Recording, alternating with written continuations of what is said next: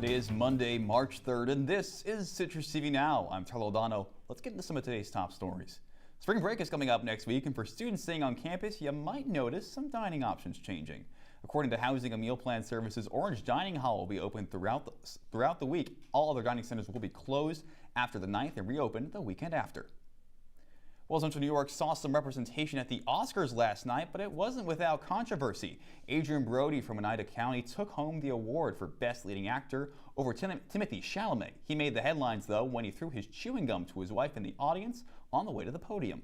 Brody also had the longest acceptance speech in Oscars history. The Ithaca Museum is facing the threat of having to shut down due to financial struggles. The Museum of the Earth has been open for more than 90 years, but lost a major donor just last year. The director of the Paleontological Research Center says they haven't made a mortgage payment in 15 months. Without a new donor, the museum could close in as little as 6 months. They need between $2 and $3 million to remain open. State officials are investigating a death that happened this weekend at a Utica State prison amid the ongoing prison strikes. According to the Department of Corrections, the inmate was taken to an outside hospital Saturday morning and declared dead shortly after. The reasoning for the death has not been confirmed, and no comment has been made on why the inmate was originally taken to the hospital. This news comes to a tough time for the state prison system. The New York State Department of Corrections and Community Supervision began taking away health insurance from those still on strike this morning. The department announced the action in a message on X saying, quote, anyone who remains on the strike will have theirs and their dependents, health care removed retroactive to the first day they were AWOL, and you will not be eligible for COBRA, end quote. And coming up on CitrusTV Now, Oak was announcing the advancement of a program to help federal employees affected by the layoffs. Stay with us. Do trees tell each other stories?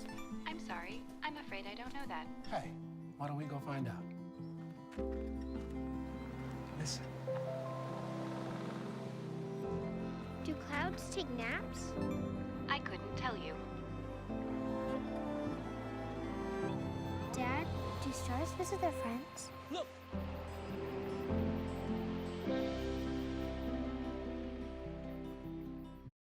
Welcome back to CitrusTV Now. Governor Hochul says she's expanding the You're Hired project. This announcement comes after a roundtable this morning with workers impacted by the federal layoffs. The expansion will launch digital billboards in D.C. and New York City saying New York wants you. Hochul says the loss of qualified public servants hurts the community who rely on them.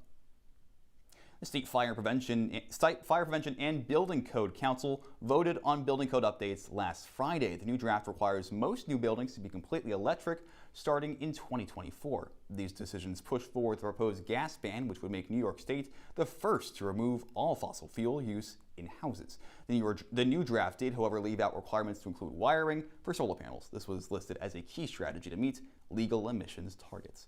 Well, speaking of solar panels, Syracuse saw a rare glimmer of sun today. Our weather anchor Riley Fay joins us in studio tonight with our forecast. Riley, can I finally stop wearing these stiff winter boots and celebrate what passes for summer in this frozen wasteland? Yeah, thanks, Tyler. That is a bit dramatic, though. Today was not that bad. I think for now you can definitely put your boots away, but you definitely still want your coat.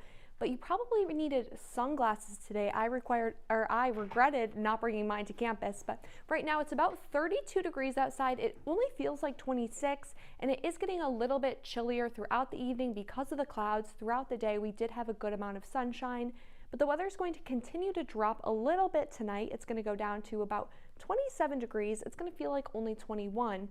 Now, luckily, we don't have any precipitation, no snow or rain coming tonight, but later in the week, there will be some more. Tomorrow, it's going to be almost 50 degrees and cloudy throughout the day, and then Wednesday, is going to be 56 degrees. Unfortunately, it is supposed to rain all day long, and then Thursday, cloudy and 44. Tyler, back to you. Thank you so much, Riley. Coming up on News Live at 6, our reporter Kayla Plank visited the ongoing Malm Green concert series with features from the New York Baroque Choir. We'll have a recap for everything you need to know going forward in just an hour. That's all the time we have for you today here at CitrusTV Now. For more to latest, follow us on CitrusTV News on X and Instagram. This continues in an hour with Richard May and Max Williams. Have a great evening, Syracuse.